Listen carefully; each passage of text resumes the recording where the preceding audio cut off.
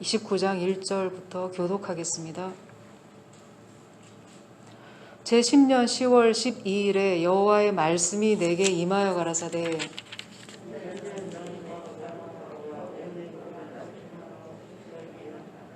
너는 말하여 이르기를 주 여호와의 말씀에 애굽 왕 바로야 내가 너를 대적하노라 너는 자기의 강들 중에 누운 큰 악어라 스스로 이르기를 내 이 강은 내 것이라 내가 나를 위하여 만들었다 하는도다.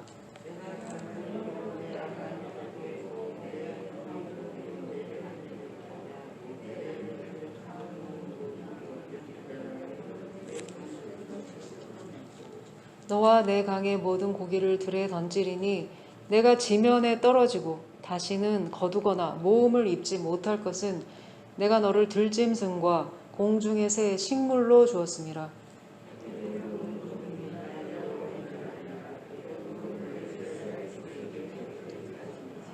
그들이 너를 손으로 잡은즉 내가 부러져서 그들의 모든 어깨를 찢었고 그들이 너를 의지한즉 내가 부러져서 그들의 모든 허리로 흔들리게 하였느니라.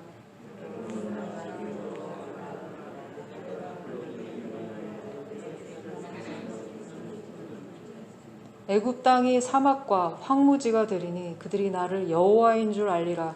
내가 스스로 이르기를 이 강은 내 것이라 내가 만들었다 하도다.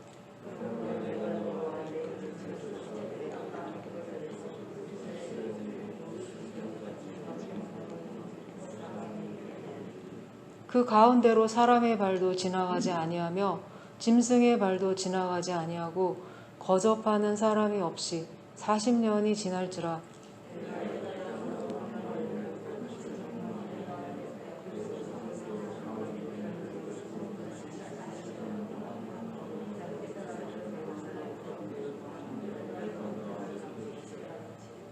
나 주 여호와가 말하노라. 40년 끝에 내가 만민 중에 흩은 애굽 사람을 다시 모아내되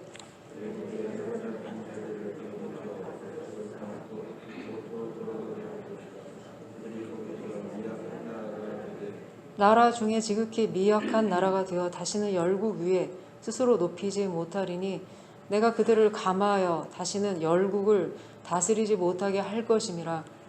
그들이 다시는 이스라엘 족속의 의뢰가 되지 못할 것이요 이스라엘 족속은 돌이켜 그들을 바라보지 아니하므로 그 죄악이 기억나게 되지 아니하리니 그들이 나를 주 여호와인 줄 알리라 하셨다라. 아멘. 29장부터 32장까지 4장에 걸쳐서 애굽에 관한 말씀이 나오고 있습니다. 두로와 애굽은 유다 백성들이 다 부러워하던 강대국이지만 조금 차이가 있습니다. 두로가 무역과 경영으로 단기간에 부유해진 나라라고 한다면 애굽은 천혜의 자연 조건을 바탕으로 꾸준히 부와 지식을 축적하면서 문화, 정치, 사회, 경제 모든 면에서 세계적으로 가장 안정되고 부강한 나라였습니다. 그래서 이스라엘 백성들은 기근이나 외적의 침입이 있으면 늘 애굽을 의지하려고 했죠. 아브라함도 그랬고 이삭도 그랬고 출애굽한 이스라엘도 광야에서 어려움이 생기면 이스라엘 백성들은 늘 모세를 원망하며 그 옛날의 애굽 생활을 그리워하곤 했습니다. 노예로 지내더라도 참 좋았었나 봅니다. 그만큼 애굽은 부족함이 없는 나라였습니다. 하나님은 에스겔에게 애굽 쪽으로 얼굴을 향하고 예언을 하라고 말씀하십니다. 애굽인이 가진 자부심이 3절에 나오고 있습니다. 3절 하반절입니다. 너는 자기의 강들 중에 누운 큰 악어라 스스로 이르기를 내 이 강은 내 것이라 내가 나를 위하여 만들었다 하는도라. 그 옛날 그 밀림의 왕자 타잔 영화가 기억나실지 모르겠습니다. 그 마지막 장면이 대충 그렇습니다. 못된 사냥꾼이 밀림에 침입해서 나쁜 짓을 하다가 동물들을 막 이렇게 사냥해 가다가 타잔에게 발각이 되죠.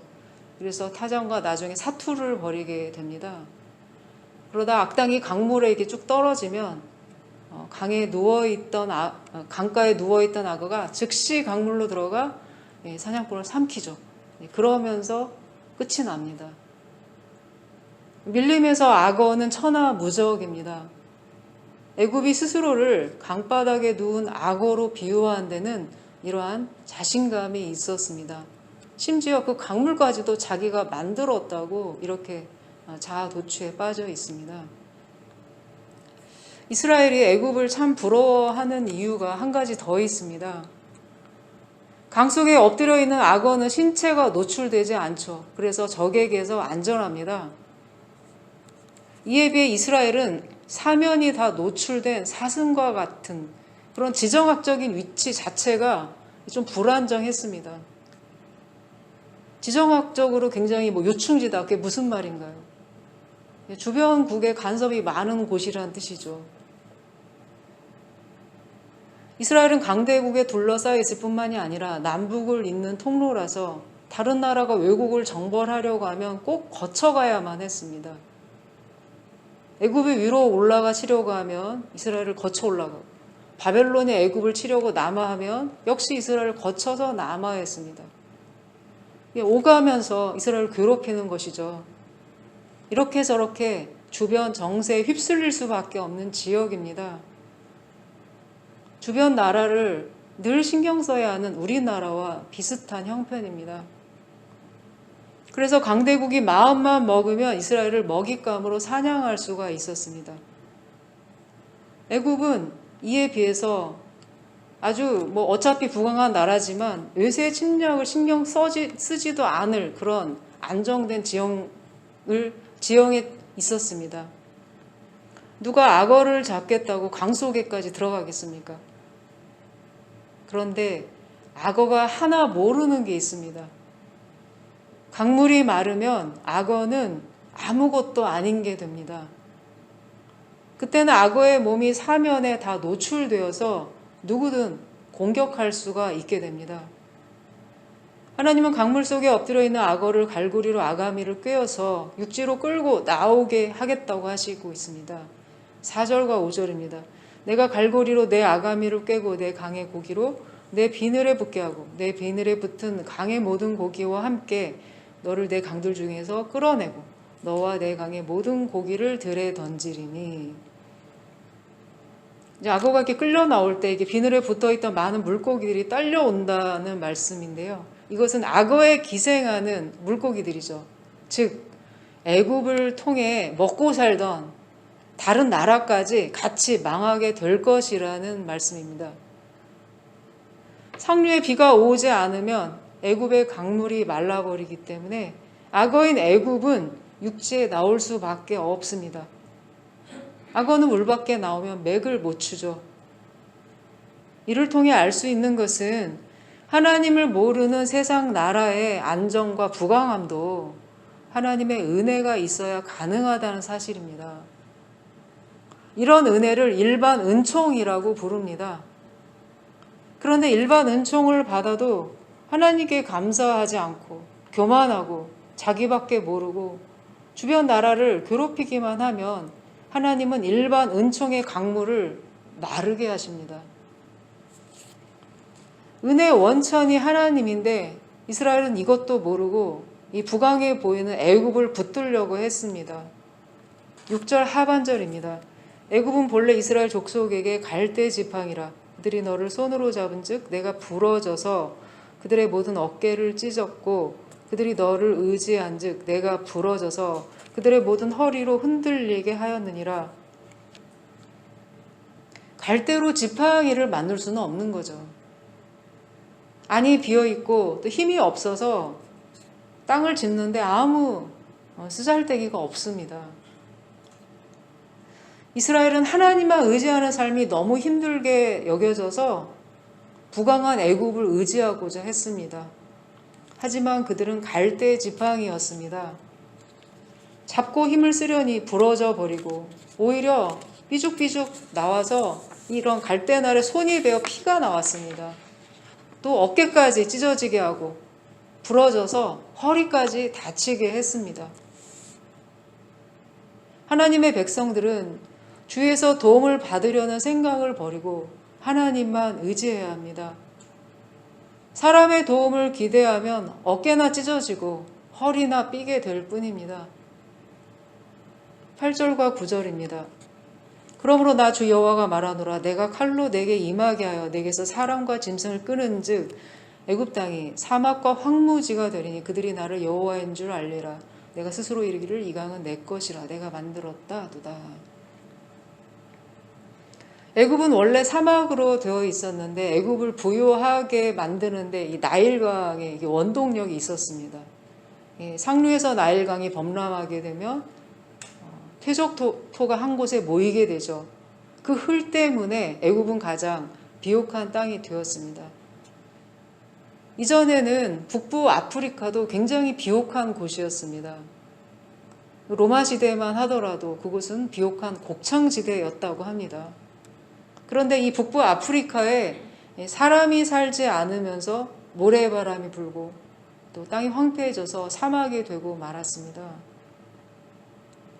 하나님은 이제 애굽에 사람도 살지 않게 하고 짐승도 살지 않게 해서 이제 황폐화시키겠다고 말씀하고 계십니다. 애굽에 내린 더 큰 경고는 하나님이 느부갓네살 왕에게 두로를 대신해서 보수로 애굽을 주겠다는 말씀입니다. 19절 하반절입니다. 내가 애굽 땅을 바벨론 왕 느부갓네살에게 붙이리니 그가 그 무리로 옮겨가며 물건을 노력하며 빼앗아갈 것이라. 이것이 그 군대의 보수가 되리라. 그들의 수고는 나를 위하여 함인즉 그 보수로 내가 애굽 땅을 그들에게 주었느니라. 하나님은 바벨론에 느부갓네살 왕을 시켜서 먼저 두로를 공격하게 하셨습니다. 그런데 두로가 섬이다 보니 정복하는데 굉장히 많은 수고가 들었습니다. 이 바벨론 군인들이 일일이 돌을 머리로 날아다가 이 바다를 메웠다고 합니다. 얼마나 돌을 많이 날랐던지 머리가 다 빠지고 말았습니다. 그런데 막상 두로를 함락시키고 나니까 아주 생각한 만큼 그렇게 보물이 많지는 않았었나 봅니다. 그래서 하나님 입장에서는 좀 미안해 하신 것 같습니다. 저렇게 고생했는데 머리까지 빠져가면서 대가를 주지 못했구나. 그래서 하나님은 애굽을 통해 보수를 주겠다고 약속하십니다. 그러나 애굽에도 희망은 남아 있습니다. 비록 애굽이 스스로 도취되어 망하게 되지만 그들이 연약해진 다음에는 하나님을 찾게 됩니다.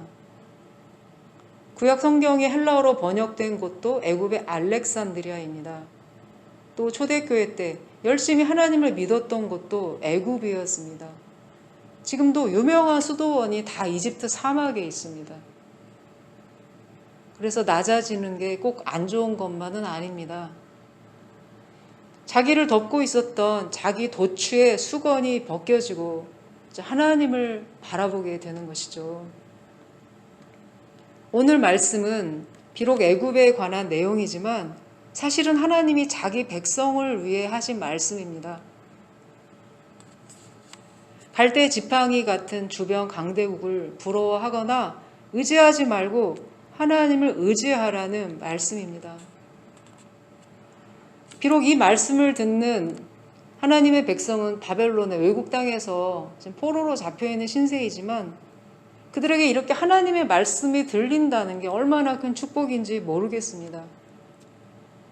우리나라에 가장 필요한 게 무엇일까요? 저는 하나님의 약속이라고 생각합니다.